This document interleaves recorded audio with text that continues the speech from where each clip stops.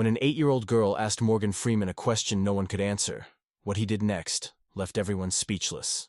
The late afternoon sun cast a golden glow over the small town of Meadowbrook, nestled in the rolling hills of rural Tennessee. The narrow streets, lined with wooden houses and picket fences, seemed to echo the rhythm of a simpler time. It was a place where neighbors waved at one another from their porches, and the aroma of fresh-baked pies mingled with the earthy scent of farmland. But behind the serene charm, the town carried its share of burdens. The economic downturn had hit hard, leaving many families struggling to make ends meet. Among them was the Andrews family, living on the outskirts of town, in a modest house with a wraparound porch. 8-year-old Lily Andrews, a bright and imaginative child, spent her afternoons sitting on that porch, sketching pictures of flowers, animals, and the occasional angel. Her father, Tom, had recently been diagnosed with a serious illness, a reality that hung over the family like a cloud. Lily's big brown eyes sparkled with curiosity, but lately they had grown somber. She couldn't understand why her father, the strongest man she knew, was now too weak to play their favorite games or fix the old tree swing in the backyard. Questions swirled in her young mind, but none more pressing than one. If God is real, why is He letting this happen? Lily's thoughts often wandered to the concept of God. Her mother, Sarah, had taught her bedtime prayers since she was little. But now, those prayers felt heavy. The words left her lips, but her heart carried doubt. One warm evening, as the sun dipped low and painted the sky in hues of pink and gold, Lily sat cross-legged on the porch, sketchpad in hand. She was drawing an angel, its wings outstretched, but the figure looked more uncertain than majestic. "Mom," she asked, breaking the quiet hum of crickets, "what does God really do?" Sarah looked up from her knitting, her expression softening at her daughter's question. She paused, choosing her words carefully. "Well, sweetheart, God is there to guide us, to give us hope even when things feel hard." Lily frowned. "Then why isn't He making Daddy better? Doesn't He love us?" The question hung in the air, and Sarah felt her chest tighten. How could she explain faith to a child facing such a painful reality? She reached for Lily's hand. "Sometimes, God's help comes in ways we don't expect. We might not see it right away, but it's there." Lily nodded, though her doubts remained. That night, as she lay in bed staring at the ceiling, a thought took hold. If God's help wasn't obvious, maybe she needed to look for someone who understood Him better. She needed an answer, and she knew exactly where to find it. The next morning she woke with determination. Grabbing her sketchpad and a small backpack, she announced, "I'm going to town, Mom. I need to find someone who can answer my question." Sarah, surprised but amused by her daughter's conviction, asked, "Who exactly are you going to talk to, Lily?" Without hesitation, Lily replied, "Mr. Freeman. He knows everything about God." Lily's small town, nestled against rolling hills, had always seemed too quiet to hold a figure as grand as Morgan Freeman. But rumors spread quickly in a place like this, and it was no secret that Freeman had been visiting a nearby vineyard for a quiet retreat. He was said to enjoy the solitude and charm of the countryside, a place far removed from the bustling streets of Hollywood. Lily set off with her sketchpad tucked under her arm, her heart racing at the thought of meeting him. She didn't know much about actors, but she knew one thing. Morgan Freeman had played God in movies, and if anyone could answer her question, it was him.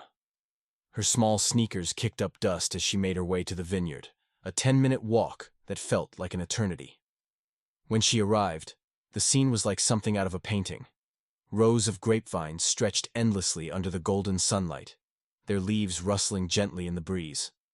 At the edge of the vineyard, sitting on a weathered bench with a book in hand, was Morgan Freeman. He wore a simple straw hat and a white linen shirt, his presence as unassuming as it was magnetic. Lily hesitated for a moment, clutching her sketchpad tightly. Her mother's voice echoed in her mind. "Always be polite, Lily. People don't owe you their time." But the weight of her question pushed her forward. She took a deep breath and approached. "Excuse me, Mr. Freeman," she began, her voice small but steady. Morgan looked up, his piercing eyes meeting hers.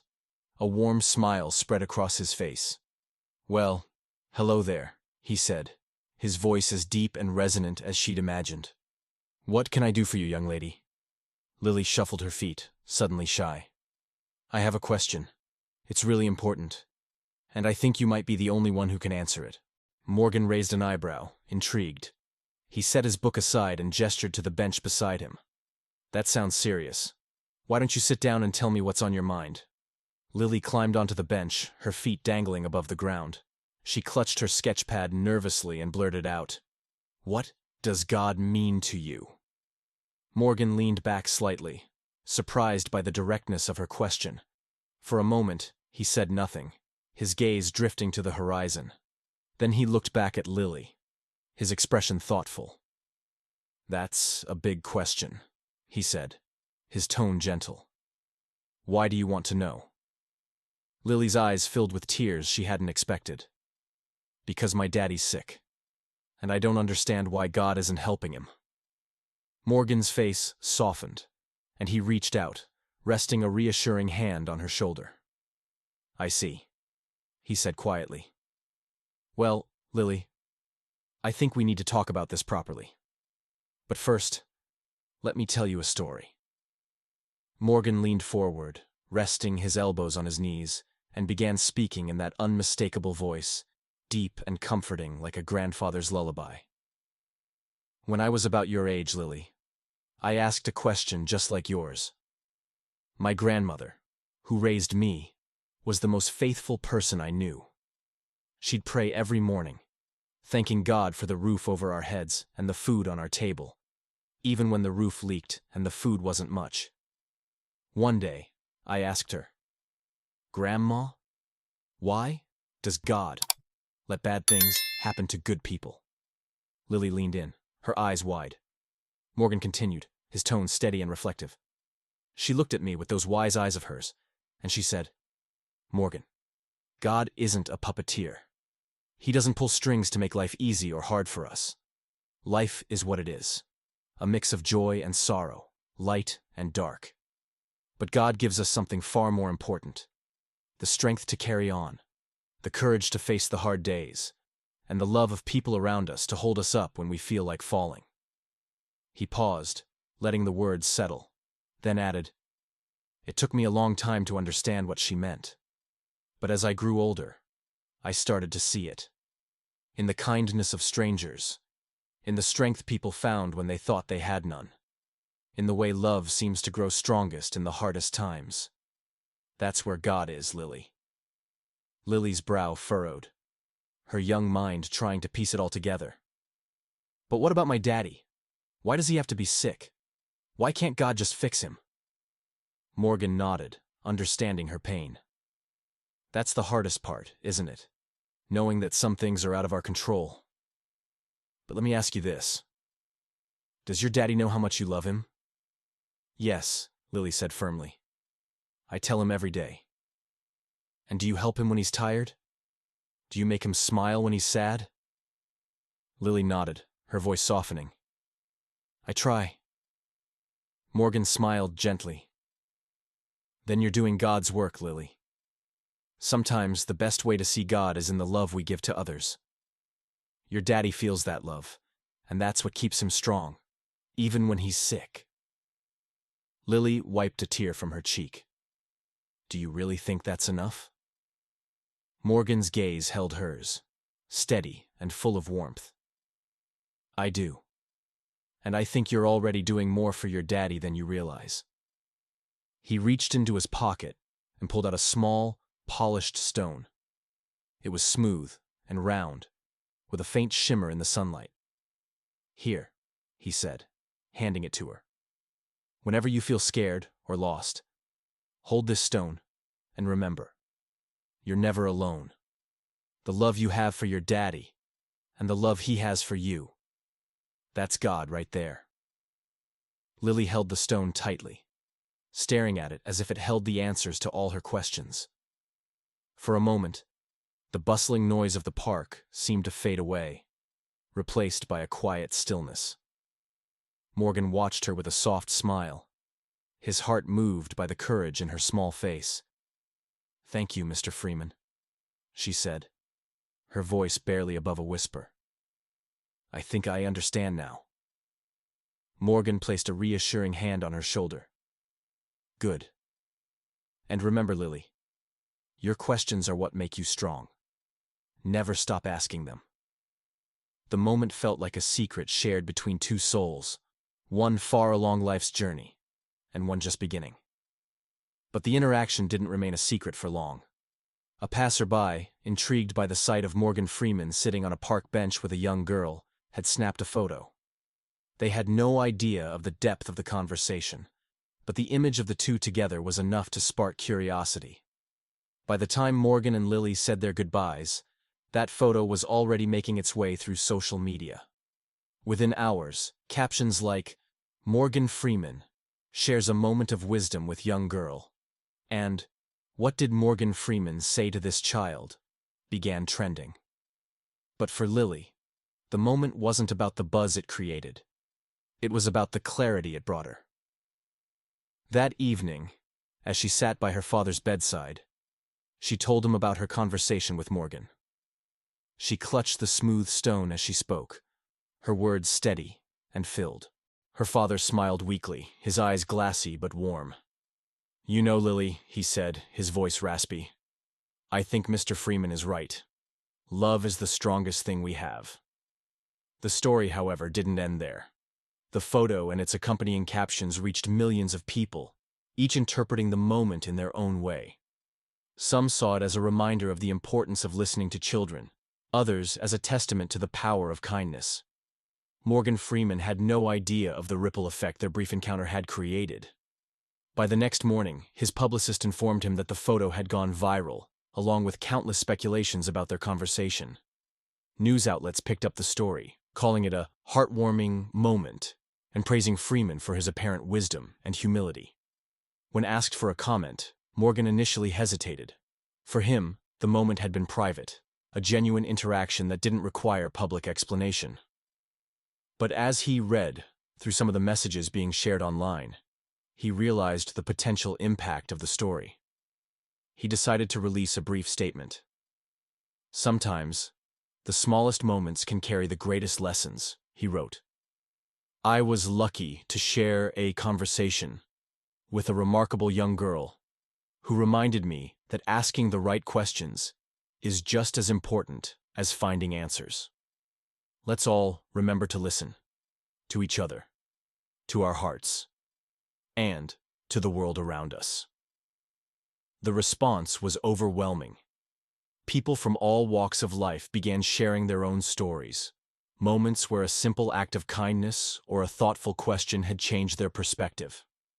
The hashtag #AskLike Lily trended for days, encouraging people to engage in meaningful conversations with those around them. Lily, however, was unaware of the growing movement. Her focus remained on her father, whose condition had shown small signs of improvement. The stone Morgan had given her never left her pocket, a constant reminder of the strength she was discovering within herself. A few weeks later, Lily was back at the hospital, her notebook open on her lap. She sat quietly by her father's bedside, jotting down her thoughts as she always did. The once dim hospital room now held a quiet sense of hope, buoyed by her father's small but steady progress. Her mother entered the room, holding her phone. "Lily," she said, her voice soft but filled with excitement. "There's someone here to see you." Before Lily could ask who, Morgan Freeman stepped into the room, his familiar warm smile lighting up the space. Lily's eyes widened in disbelief, and she clutched her notebook to her chest. "Mr. Freeman?" Morgan nodded, pulling a chair closer to her. "I had some time, and I wanted to visit my new friend," he said, his voice as calm and grounding as ever. He glanced at her father, offering a polite nod. "And to meet the man who inspired such a brave young girl." Lily's father, though still weak, managed a small smile. "You're Morgan Freeman," he said, his voice faint. "I've seen all your movies." Morgan chuckled. "That's kind of you. But today, I'm here because of your daughter. She's got a way of making people think, you know?" Lily blushed, her gaze dropping to her notebook. "I just asked a question." "And what a question it was," Morgan said, leaning slightly toward her. "You reminded me, and a lot of others, that sometimes the most important questions come from the purest places." He reached into his pocket and pulled out a small leather-bound journal. "I brought you something," he said, handing it to her. "I thought you might like a place to write down more of your thoughts. Who knows? Maybe one day, the world will be reading your stories." Lily opened the journal, her fingers tracing the soft cover. Inside the front page was a simple inscription in Morgan's neat handwriting. To Lily. Keep asking, keep listening, and keep believing. Morgan Freeman. Tears welled up in Lily's eyes as she looked up at him. "Thank you," she whispered. Morgan smiled. "Thank you, Lily, for reminding me, and so many others, of what really matters." Morgan's visit marked a turning point for Lily and her family. Her father's health continued to improve, and the once overwhelming weight of uncertainty began to lift. Lily's story, fueled by the viral moment and Morgan's statement, sparked a wave of kindness and reflection across social media and beyond. The hashtag #AskLikeLily evolved into a broader movement, inspiring people to engage with their communities and have deeper conversations. Schools held assemblies where students were encouraged to share their thoughts and ask meaningful questions. Libraries organized events called Lily's Chats, where people of all ages gathered to talk about life's big questions. Morgan, true to his word, remained a quiet but steadfast supporter of the movement. He donated to children's hospitals and helped fund programs that encouraged emotional well-being and resilience in young people. "This isn't about me," he said in an interview. "It's about one little girl who reminded the world of the power of curiosity and connection." Years later, Lily sat at her desk, now a young woman with dreams of becoming a writer. The leather-bound journal Morgan had given her rested on the shelf, filled with entries that chronicled her journey. Beside it sat a framed picture of her family, taken during her father's recovery, a time when hope had seemed far away, but had found them nonetheless. One day she opened her laptop and began typing. The words flowed easily. A story about a chance encounter with a man who had changed her life with a simple stone and a powerful message. She titled it, "What God Meant to Me." As she typed, Lily felt a deep sense of gratitude. Gratitude for her father's resilience, for her mother's strength, and for the stranger who had stopped to listen, and in doing so, had reminded her of her own voice. The world would come to know Lily's story, but for her, it was never about fame or recognition. It was about passing on the gift she had been given, the courage to ask questions, the strength to find answers, and the wisdom to listen. Her story, like Morgan's, became a beacon of hope, a reminder that even the smallest moments can leave a lasting impact, and that sometimes, all it takes is a question to change the world.